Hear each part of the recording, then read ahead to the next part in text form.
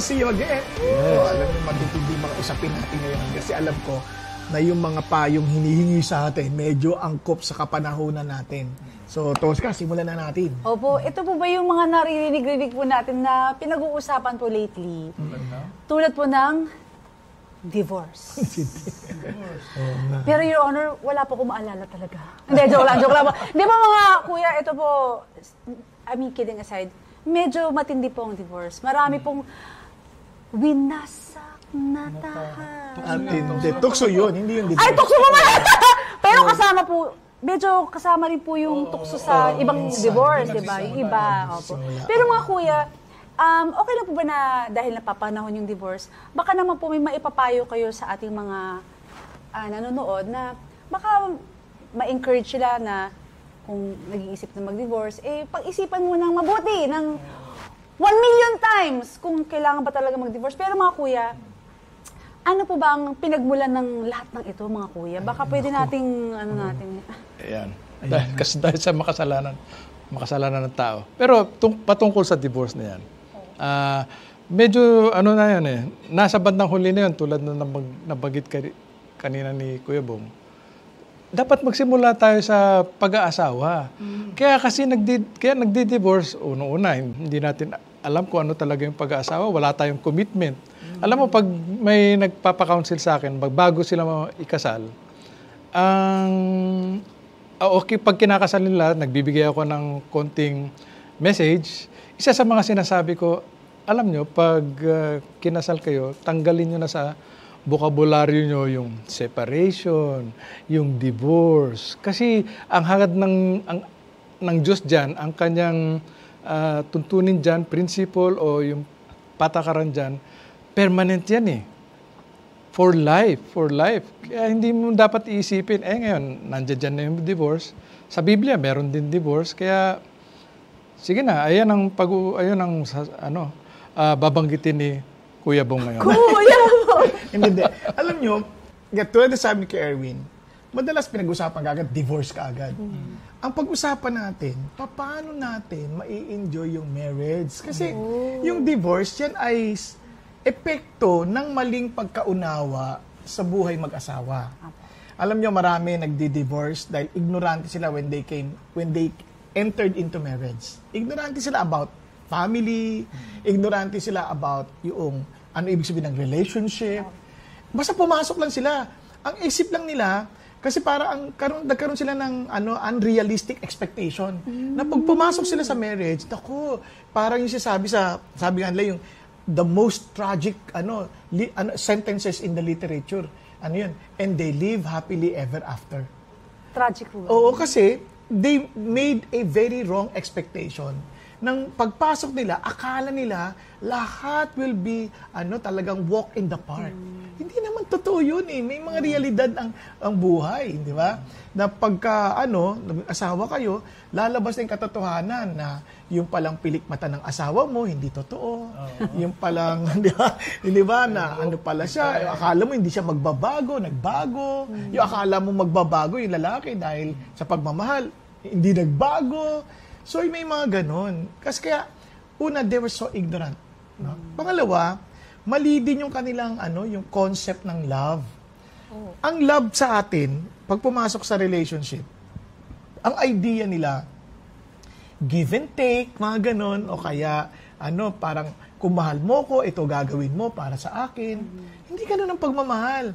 Sa Bible, ang pagmamahal is always give, give, give. Sobra namang logi ka nun, di ba? Parang, give. Alam, wala kang aasahan. Kasi ganito yan. Linawin natin muna. For example, when God demonstrated love, sabi niya, for God so loved the world that He gave His only Son. Ang bilin niya sa mga lalaki, husbands, love your wives, just as Christ loved the church, that He gave Himself up for her. So, ang idea ng pagmamahal, magbigay ka. Sabi nga sa Bible, ang nagmamahal sa asawa, nagmamahal sa sarili. So, sa Ephesians chapter 5 yan. So, doon makikita na habang nagbibigay ka, aanihin mo yung pagmamahal na yun. Hindi ka selfish, kanya lang, that's but a natural law yan Whatever you sow, you will reap. Di ba? Natural ano yan. Ngayon, kaya yung iba, pumasok sa ganyan, mali ang concept ng pagmamahal. Tapos iba pa, pumasok, yung tradisyon. Parang dapat, ganito ka. Kung babae ka, ito ikaw, ito gagawa niyan. Kunyari, kung babae ka, ako ang hahawak ng pera, ako magpuproduce. Hindi totoo yun. Kasi, kailangan, kikilalanin mo rin yung mga kaloob ng bawat isa. Kasi pag kinilala mo yung kaloob, kung hindi siya magaling sa paghawak ng pera, huwag mo pahawak sa kanya kasi masisira lang inyong buhay mag-asawa. Sa makatwid, kikilalanin mo rin yung mga differences. Opo. 'Di ba? Kasi isip natin, 'di ba? Unlike sign attracts. Opo. Pero sa buhay mag-asawa, eventually, yung unlike sign attacks. Nag-aatakihan na. Kasi bakit ganyan ka? Bakit ganyan ka? So, hindi kasi talaga nila alam yung pinapasok nila. So, kailangan, alam niyo, there's nothing wrong with differences. Pag in-accept natin yung mga differences, it's a sign of maturity. Kasi if we are, basically, sa marriage, kung tayo ay nasa buhay mag-asawa, based on our feelings, na nagbabago, nawawala, nandiyan, immature tayo. But if we are in a marriage based on our commitment, yun ang ibig sabihin. Kaya ang totoong pagmamahal, commitment yan eh. Yun ang unang-una. Kaya when you made your vows to God for each other, ay naku, pangahawakan mo yan kasi vow mo yan eh. Kaya marami, kawawa, nag-vow sila, hindi lang naintindihan ano yung vow na ginawa nila. So, doon nahuhulog yung nagdadayaan sila. Kaya talaga magkakahiwalay, nagdayaan eh. Tapos, nandun na yung punto na, tawag dito, nagkakagalit na sila sa isa't isa, nagiging embittered na. Kasi, kaya nga, sabi ni Lord through Paul, do not be embittered to your wife. Kasi, karamihan ng mga lalaki, nagkakaroon ng sama ng loob sa asawa, nang hindi lang napapansin na pinabayaan nila hanggang sa sumabog. Iyon. Hanggang huli na. Kaya tuloy, nahuhulog na dyan sa mga issue na gusto na makipaghiwalay, gusto na mag-divorce. Kaya ayusin natin muna ano yung concept ng buhay mag-asawa. Ayan. So, Kuya Erwin, di ba may disenyo ang Diyos sa buhay mag-asawa? Ano yung basic design ng Diyos sa mag-asawa? Ang basic design yan is, of course, permanent. Dapat permanent yung kanilang pagsasama. God-centered, yun ang basic design niya. Si Kristo nasa sentro ng yung pagsasama. And dapat yan, sinusunod nila yung kanilang role as husband and wife. May mga roles yan eh. Okay. Tapos, isa sa mga nais din ng Diyos dyan, ako, ang gusto ko simplihan lang eh. Inuuna ko yung ang nais ng Diyos sa mag-asawa dapat mag-enjoy kayo. Imbis na mag-enjoy, nag-aaway eh. Paano kayo mag-i-enjoy doon? Yes. Kasi masyado tayong makasarili. So, yun sa akin ng mga basic designs. O kasi naalala nyo, Kuya Erwin, nung kinasal si Adan at si Eva, isipin mo, doon nagsimula yung disenyo ng Diyos eh. Di ba sabi ng Lord, from the very beginning, God created male and female according to the image of God. So, ano ang idea ng Diyos sa buhay mag-asawa? Una, it's between male and female. So, para i-emphasize na may pagkakaiba yan. Iba yung male, iba yung female. May ibang katangian yan. So, tatanggapin mo yung idea niya. Pangalawa, a man shall leave his father and mother and cleave to his wife. So, iiwan ng lalaki ang kanilang ama't ina at magsasama silang dalawa bilang mag-asawa. At hindi na sila dalawa, kundi isa na lamang. Yun ang pananaw ng Panginoon. Diniinan din ni Jesus Christ sa Matthew, tsaka sa Mark, sa Gospels. No? Diniinan yan. Kaya nga, sabi niya, what God has put together, no man can put asunder. So, ang design ng Diyos, ano ba yung live and cleave? Ang ibig sabihin nun, wala nang competing relationships. Kundi kayo munang dalawa. Una, yung pinakamalapit mong relationship, yung mother at father, or father or mother, pero mo, iiwan mo sila. Hindi na sila priority. Ano kumbaga, yung asawa mo na ang priority mo. Yung relationship mo sa in-laws at saka sa pag-uusapan nyo ng dalawa on how to honor your both parents, di ba? Hindi naman neglect yun. Kaya lang, hindi na yung parang ikaw na lang nagde-decide, walang pakialam asawa mo. Hindi na. Kasi ang priority mo na ngayon, next to God, yung asawa mo na. Mga kuya, may tanong po. Okay lang Sige, po. go on. Paano po kunwari kayo mag-asawa nag-uusap? Kaya ka naman ganyan kasi nanay mo yun pero kung nanay ko yan, hindi ganyan magdidesisyon Paano po yung ganyan? Minsan may ganun po parang nagko-compare, parang bigyan natin ng 100,000 si tatay. Wag, wala tayong budget, ganyan. Siguro kung parent mo yan, papayag ka dito sa 100,000. Napag-aawayan po ba yan sa mga asawa? Oo. Ayun, kaya makikinig kayo. Kasi unang-una, dalawa kayo, mag-nag-usap kayo, hindi para masira yung relationship ninyo. Kundi maayos yung, kasi nga sabi ka, priority nyo nga isa't isa, di ba? Kaya huwag mo nang ating isipin yung magulang ko ba yan, magulang mo, walang ganon. Kunyari, ano yung talagang kaya natin na itulong?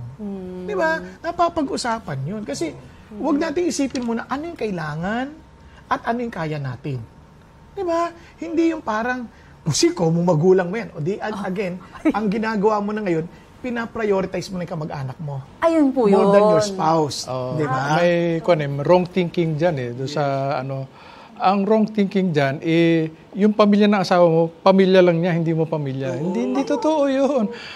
Isa na lang kayo Ang isa sa mga wrong thinking dyan, yung pag nag-asawa ka, it's between you and your wife or you and your husband. Hindi. Marriage is between families. Always remember. Family is involved. Pero primarily, doon sa Primarily, mag-asawa. of course, oo. Kaya yung pamilya ng asawa mo, pamilya mo rin yun. Kaya ang idea ng pagiging isa, para kayong plywood. Pinagdikit. Pagka pinag-iwalay, sira na yan. Dapat ganun ang ating naintindihan sa buhay mag-asawa. Tapos, kaya yung sasabi ni kay Erwin, kung yaman din lamang magkaisa na kayo at hindi kayo maghiwalay, mag-enjoy kayo. Enjoy nyo isa't isa. Kaya sabi ng Lord, enjoy the wife of your youth. Enjoy the wife of your Enjoy youth. mo. Ngayon, wala na rin competing relationship ng barkada. Hindi yung, kaibigan ko lang yan Sino ba tong ka-text mo? Basta kaibigan ko lang yan. Ba't ka ba nagagalit? Ngayon, ba't mo aawayin yung asawa mo na isa na lang kayo, alang-alang sa kaibigan mo? Di ba? Parang hindi tama Kaya tuloy, hindi sila nagiging maayos. Kasi dapat isa lang ang direksyon yung mag-asawa Yung kaibigan mo, kaibigan niya din. Di ba? Pero kung yun makakasira na sa relasyon, ay wag mo ituloy yung pakikipagkaibigan na yun. Kasi hindi tama, di ba? Kaya nga pa nagkakasalaw ko Erwin, sabi ko, alam niyo po maraming hamon sa buhay. Kapag may umaali-aligid sa asawa niyo, sa lalaki, nakita niyo yan. Sabi niya, kayo na po ang unang sumuway. At kung kayo yung umaali-aligid, mahiya naman kayo. Inimbitahan na nga kayo sa kasal Oo nga. At aligid pa kayo, di ba? Ganun, di ba? Kasi nga, dapat, ang ating idea, magtutulungan natin yung naging maganda yung relationship ng mag-asawa. Paano mo, kunwari yung asawang lalaki, magkakayaan lang, biglang nalasing talagang hanggang hindi na, alam mo, parang hindi na nakakauwi ng maaga, ganun. Kung naman, nag-good time lang ako ganun. Paano po yung mga kuya? Yun din. Parang ang corny mo naman, yung asawang, Si Kerry, baka naglalasing sa dati. Ipapakinggan mo rin, hindi pa. Oo, syempre, kasi nakiging makasarili ka nun, hindi mo iniintindi yung gusto ng asawa mo, misis mo, yung asawa mong lalaki. Ayan. Kaya isa yun sa mga disenyo ng marriage. Nabanggit ni Kuya Bong yung kailangan heterosexual, man and woman. Pangalawa, monogamous, man and woman lang. Yes, oo. God, Adam and Eve. Adam and Eve, hindi ko sa Tagalog, Adan and Eva. Hindi Adan at Eva-iba. Mag-iba-iba! Yun. At saka pangatlo, it should be intimate. Nabanggit niya. Pangapat, permanent. Panglima, dun papasok yan, priority. Kung pinaprioritize mo yung asawa mo, hindi mo sasabihin, hindi, kaibigan lang to. Hindi, ang asawa mo yung priority over your parents, your children, yung barkada, your work. So yan po ang marriage. Yan po dapat ang marriage. Kasi isipin mo, yayayain ka mag-inuman, sabihin mo, teka muna, yung asawa ko hindi niya alam Baka mamaya, umuwi ako ng lasing, okay, sa iba ako mapunta. Sa iba na kauwi. Kasi iniisip mo yung asawa mo. You cannot decide na on your own by yourself. Laging involved ang asawa mo. Ayun. Di ba kasi isa na lang kayo eh. Oo. Kaya, alam mo, nalulungkot ako, no? Both yan, lalaki, babae. Yung mga me time. Ano yan, selfish yun. Me time.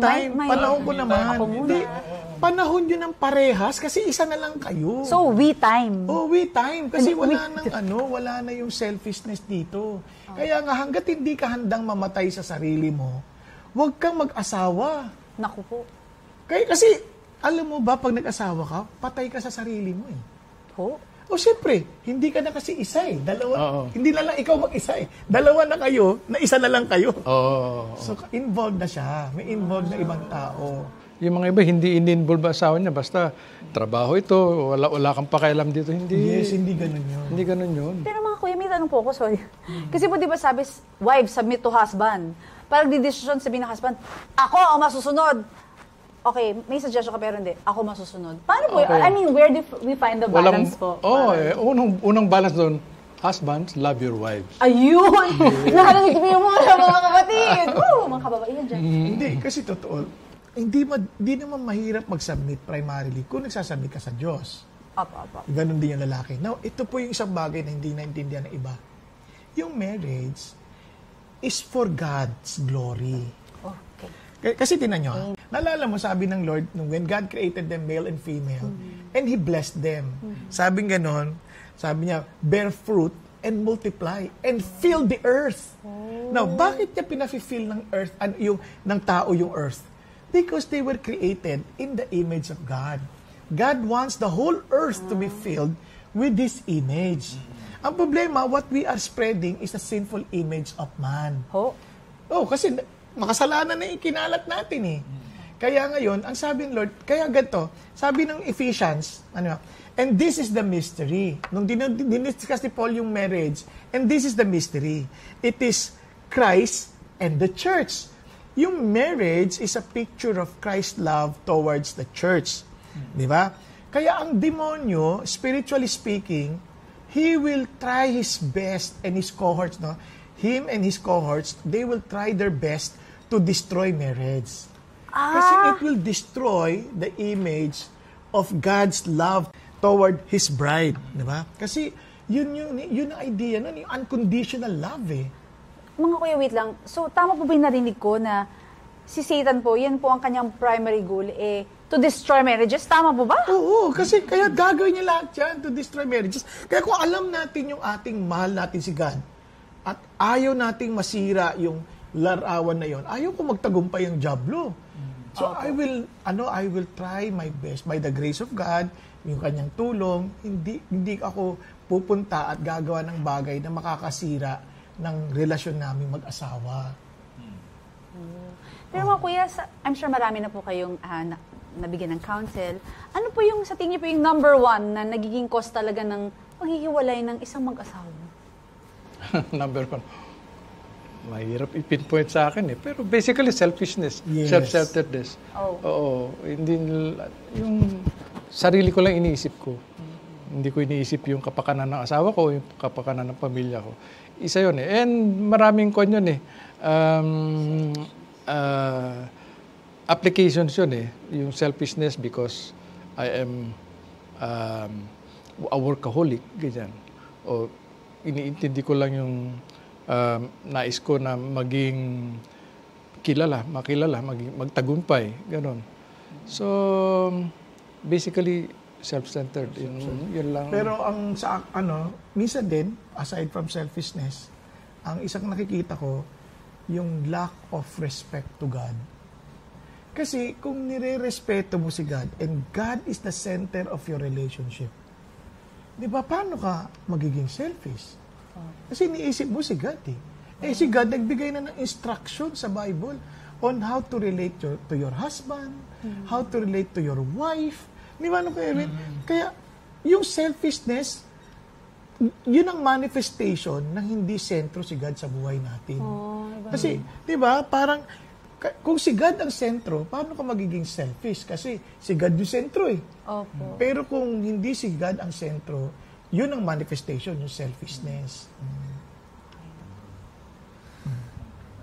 So, naubusan na ng tanong si Tosca. Tingnan mo. Pakita ko sa'yo.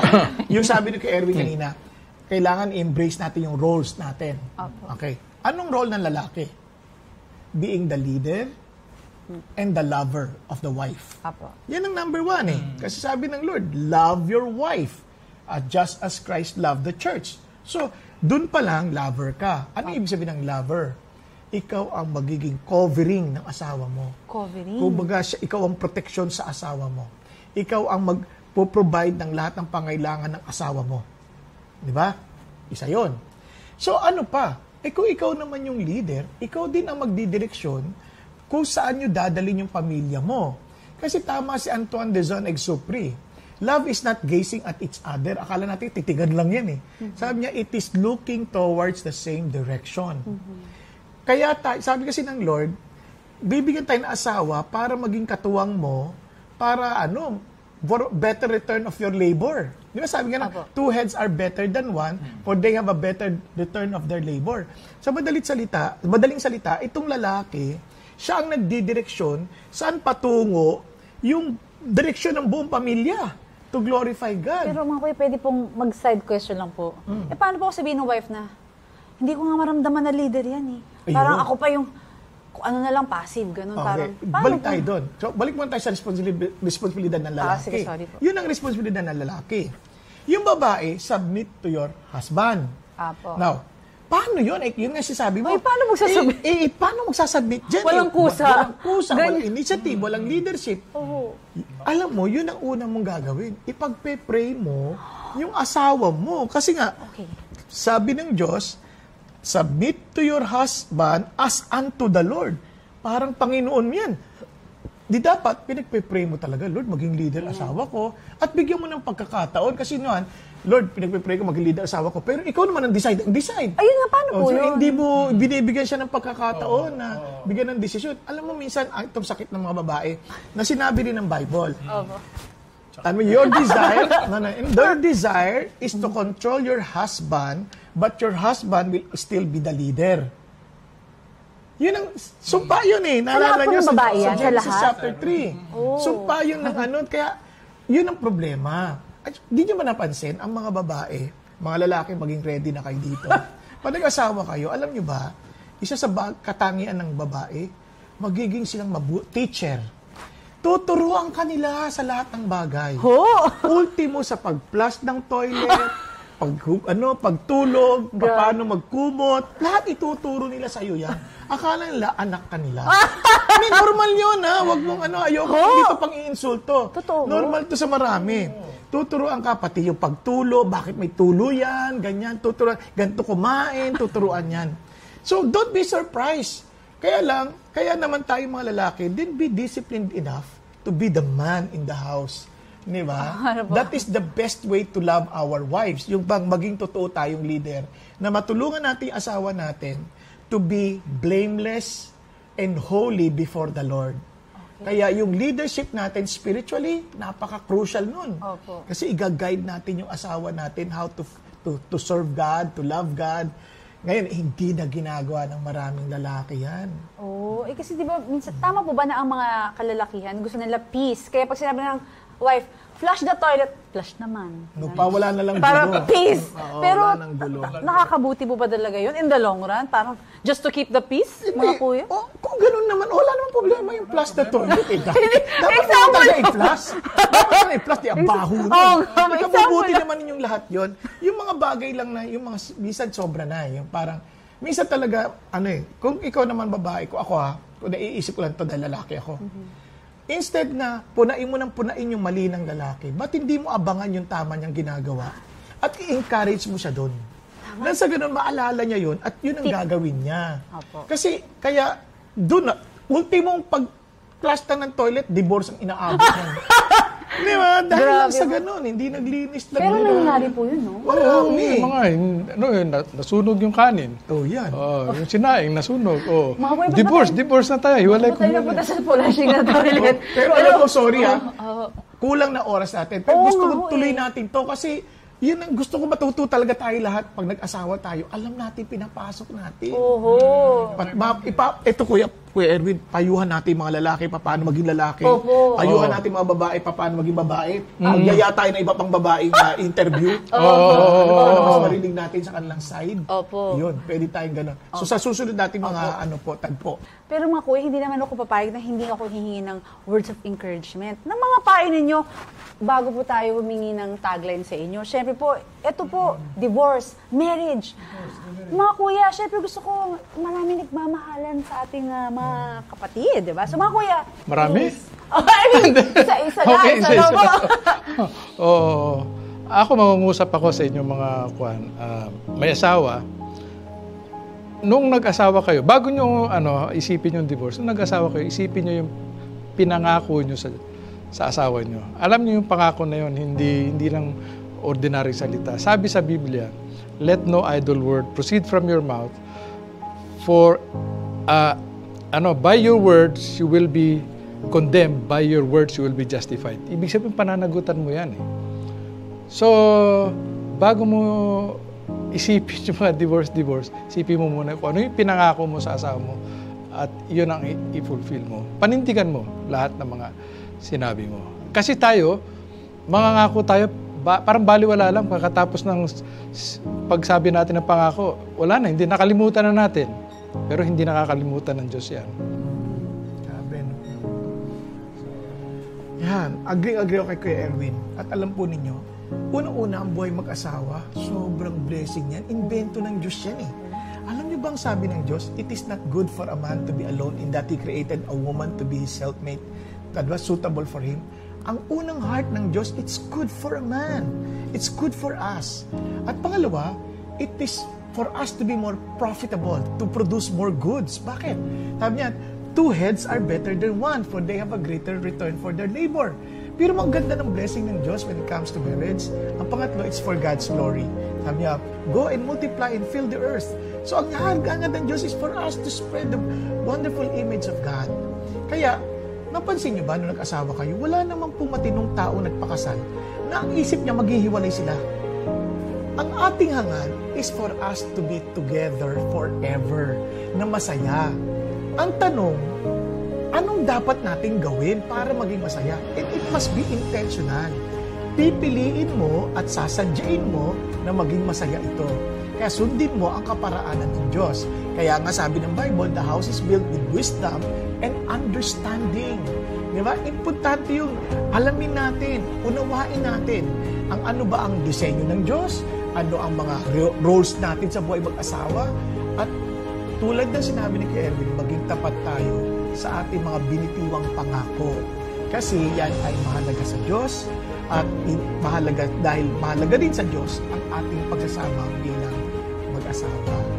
Kaya mga kapatid, hindi ho magiging sentro sa atin at hindi natin papahalaga ng buhay ng asawa kung hindi natin ginagalang at pinapahalagahan ang ating relasyon sa Diyos.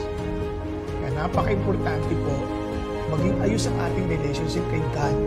Kasi if we walk pleasing to the Lord, even our enemies will be at peace with us. Kaya hindi ako naniniwala na ang solusyon ay divorce. Ang solusyon ay lalo tayong kumapit kay Jesus at siya ang magbibigay ng pandikit sa ating mga ugnayan sa ibang tao.